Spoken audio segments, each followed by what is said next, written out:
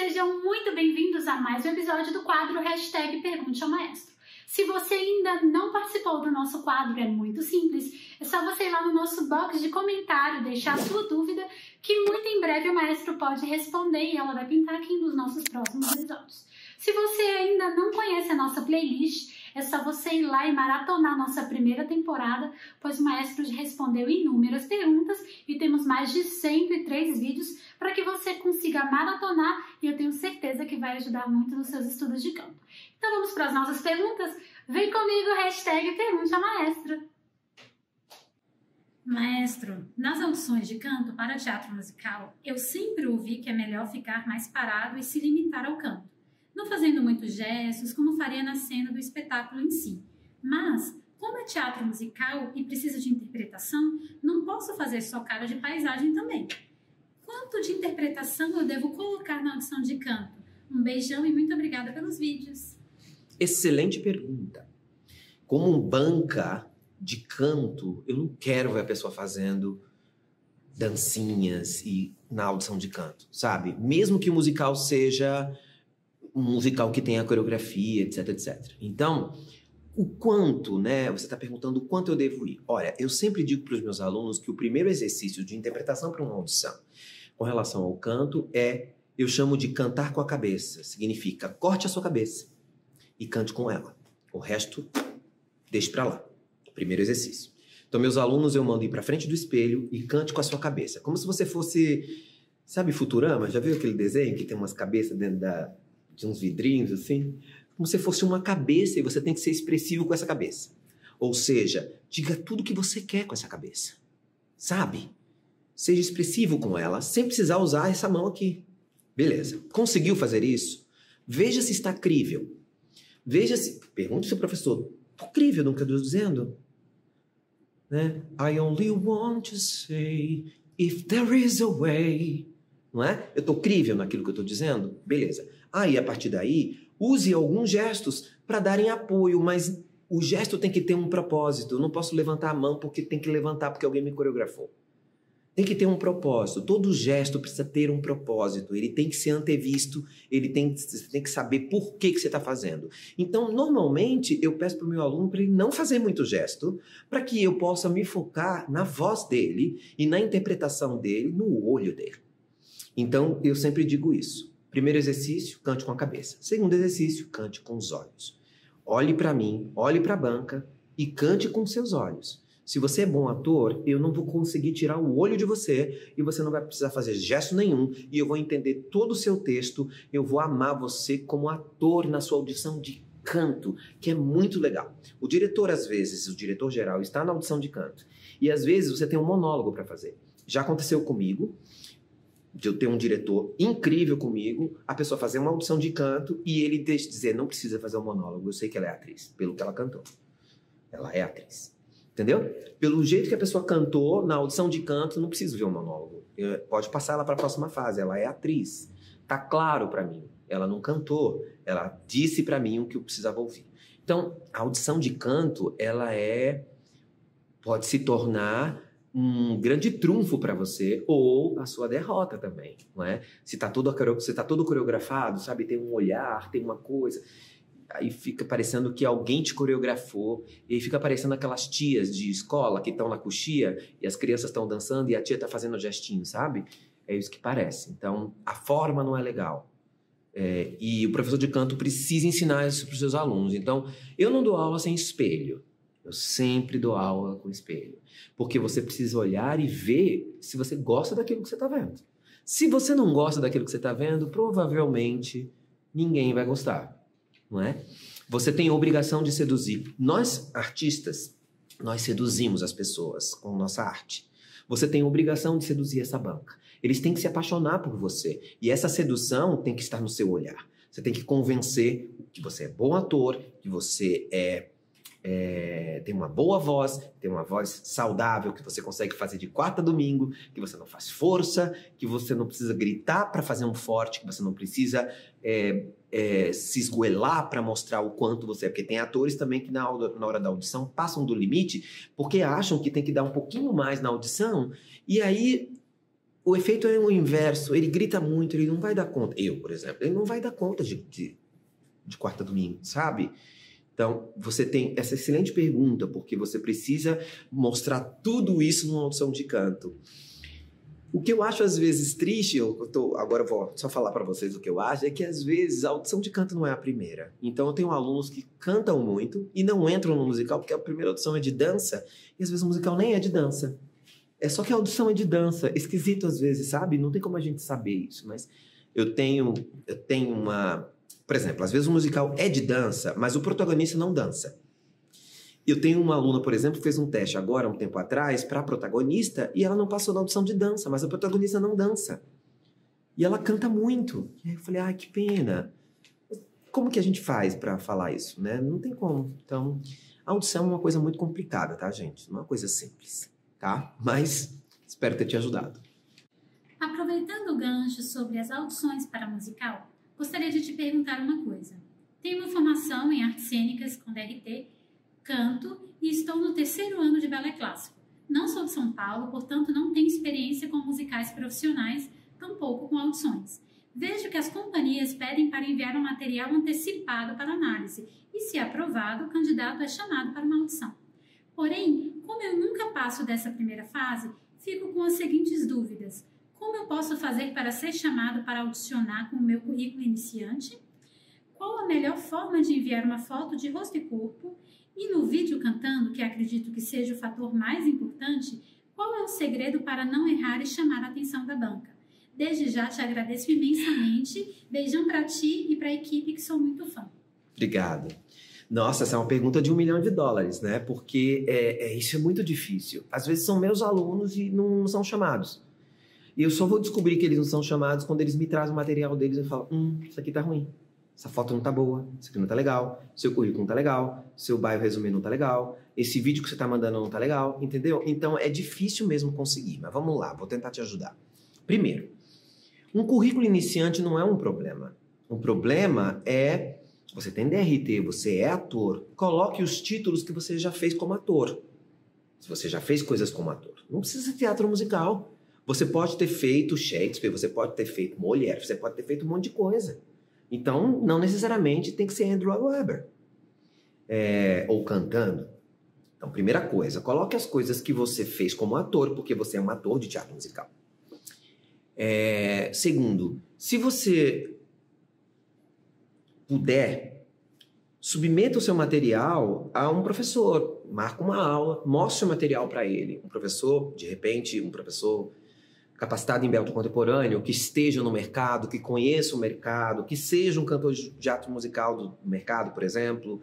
Isso vai te ajudar a você poder saber se o seu material tem qualidade. Normalmente, o que é um material de qualidade? É você cantando na frente de uma câmera, num plano que seja mais ou menos, sei lá, um plano americano. Às vezes, eles pedem às vezes o plano, mas enfim. Que você tenha uma música que mostre a sua tessitura, que mostre a sua intensidade de ator, mas que você não gesticule muito, que você tenha controle, que você pareça um profissional, que você pareça que você já faz isso há muito tempo. Normalmente é isso que a gente quer ver. Que a gente seja um cara que, sabe, que a gente olha e fala, nossa, ele faz isso há muito tempo. Hoje em dia, os produtores também têm um hábito de vasculhar um pouco a vida do candidato quando, por exemplo, deixa eu ver o que esse cara faz, né? O que ele costuma cantar. Aí entra no Instagram, entra em alguma coisa para ver o que ele posta. Alguns produtores se dão o trabalho de fazer isso, outros não, mas alguns fazem isso. Então, não, ele não é do nosso meio, ele não é. Tô te mostrando o que pode acontecer, né? Então, eu submeteria a um professor para ver se o seu material tá legal. E não custa nada você mandar um material para este professor. Marca uma aula, manda o material. Meu bio resume tá legal? Minha foto tá legal? Uma foto profissional é uma foto que tem que ter o quê? Você tem que estar maquiado e não parecer que tá maquiado. Você tem que estar com a sua cara, apesar de um Photoshop. Você não pode estar completamente diferente. Sabe? É difícil isso. Não é qualquer fotógrafo que sabe fazer um material profissional. sabe? Então, às vezes é importante você ter esse cara que faz o material para a gente de teatro musical, e aí ele já faz tudo nos moldes, entendeu? Se você quiser, você pode entrar em contato no estúdio, nós temos pessoas para indicar também, para você poder ter um material melhor. Mas desconfiem todos vocês, se vocês nunca são chamados, provavelmente o seu material não tá legal. Porque é esquisito, não? Se é um open call, às vezes nem é um open call, às vezes a audição é reduzida mesmo. Ainda mais no tempo de pandemia, tudo reduziu muito.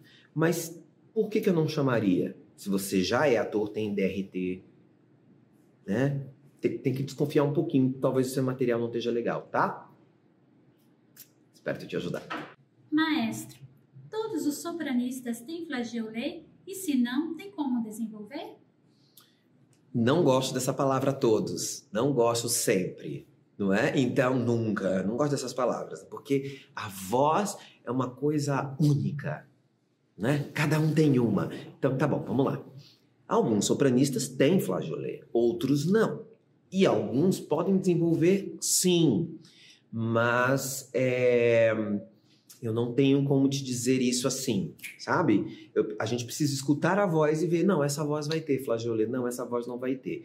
E alguns sopranistas têm um pequeno problema. Eles não são um sopranista soprano, eles são um sopranista mezzo-soprano, sabe? Eu já tive alunos assim. Eles não são nem alto, nem soprano. Eles estão bem na tessitura do Carestini. E aí a gente tem que fazer uma escolha. E normalmente a escolha que eu faço é como alto, para ele não sofrer nos agudos.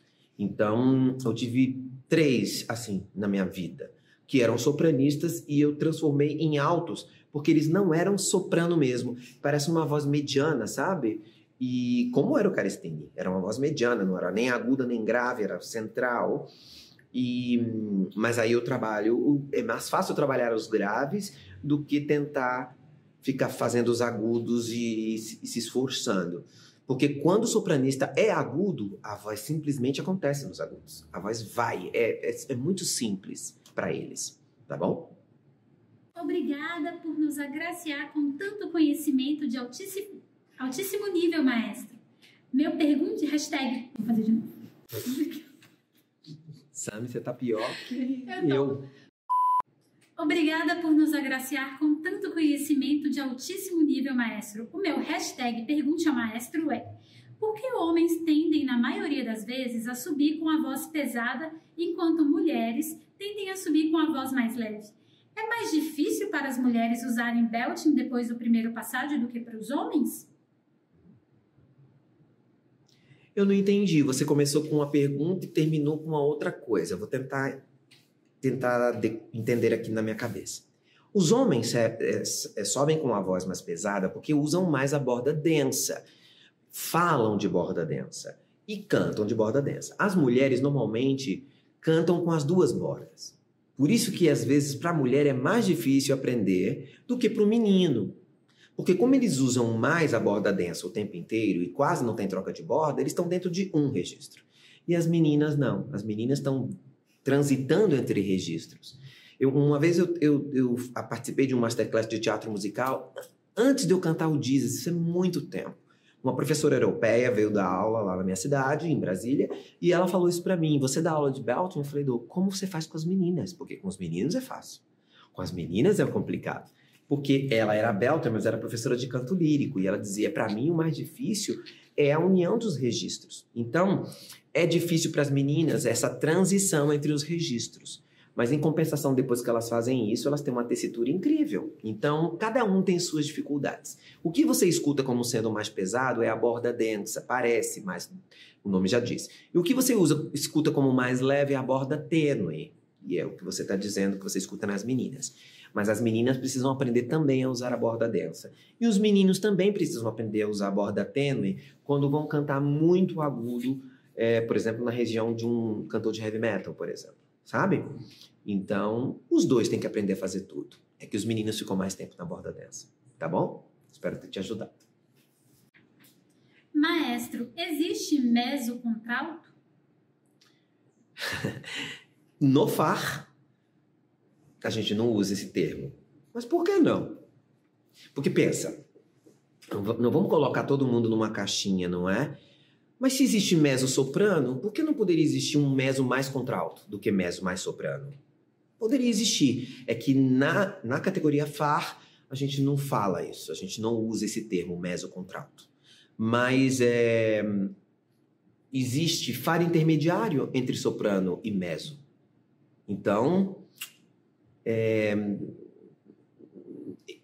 a categoria FAR já coloca as pessoas numa caixinha. Então, colocar mais essa caixinha, eu estou tentando sair das caixinhas. Então, por exemplo, quando uma aluna minha diz que é mezzo, se ela dizer mezzo contralto, eu faço uma opção, ou mezzo ou contralto. Porque aí eu coloco ela numa caixa maior e ela canta mais. Porque se eu for restringindo, ela vai cantando cada vez menos.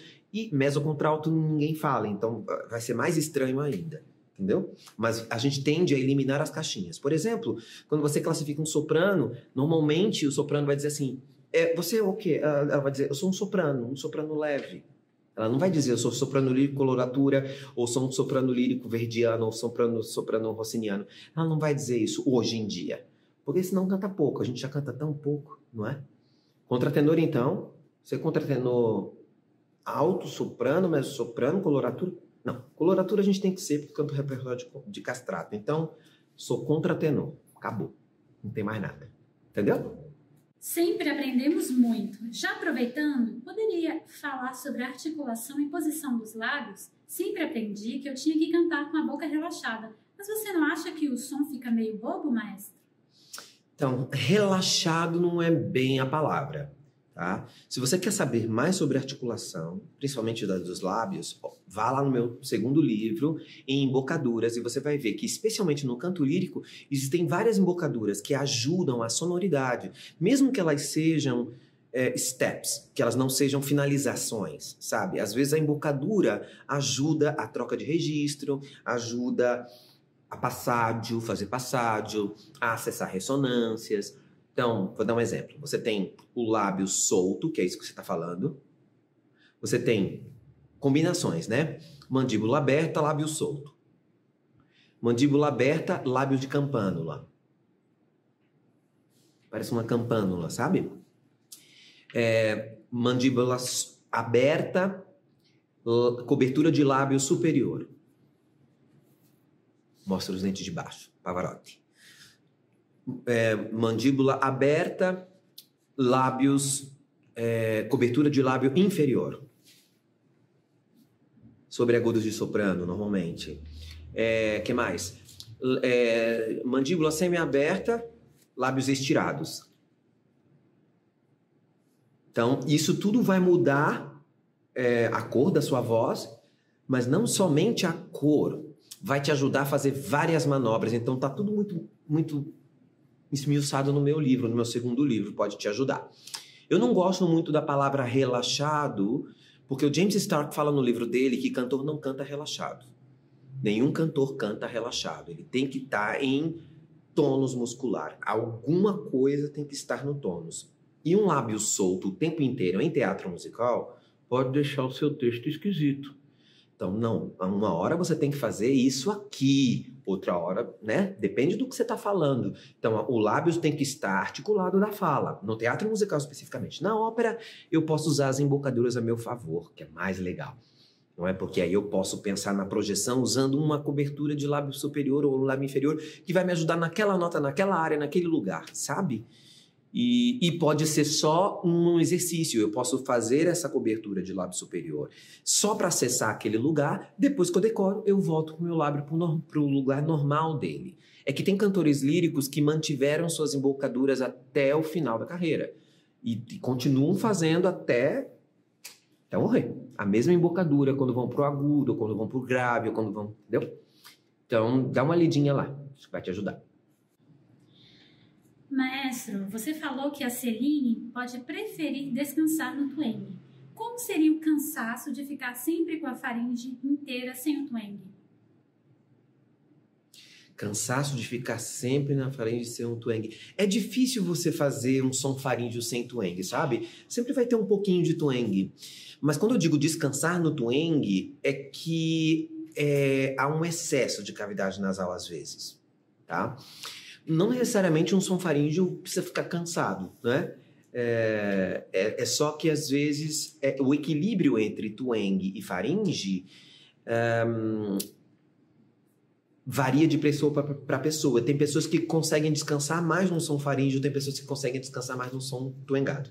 E tem pessoas que fadigam num som twangado. Não descansam. Eu chamo de twang do mal. Tem um twang do bem, que é esse twang que tem espaço e que está protegido. E tem um twang que não tem espaço e que é bem prejudicial. Então as pessoas me perguntam, maestro, twang é bom para voz? No meu livro não tem essa palavra, twang. Eu não gosto dela. Por quê? Porque eu não queria que ninguém pensasse em twang antes de ter essa voz toda trabalhada na faringe, uma voz muscular, uma voz com pouca massa recrutável, sabe? Antes de pôr twang. Porque o ensino do Belting, inclusive, é todo baseado em twang. O americano fala muito sobre isso. Twang. Can you put more twang in your voice? Can I have more twang? E isso não é necessariamente descanso para algumas pessoas. Porque a pessoa fecha tudo e twanga. E isso pode gerar pontos de contato na sua audição. Então, não queremos isso, tá bom? Então, no caso da Celine, ela tem uma voz super leve, ela às vezes descansa e ela é do Canadá. O inglês dela tem um sotaque, então ela tá aqui. Mas tem um espaço lá dentro que tá protegendo ela. Ela não tem... A gente não sente uma voz tensa, uma voz... um twang com uma voz assim. Então, muito cuidado com o twang, tá?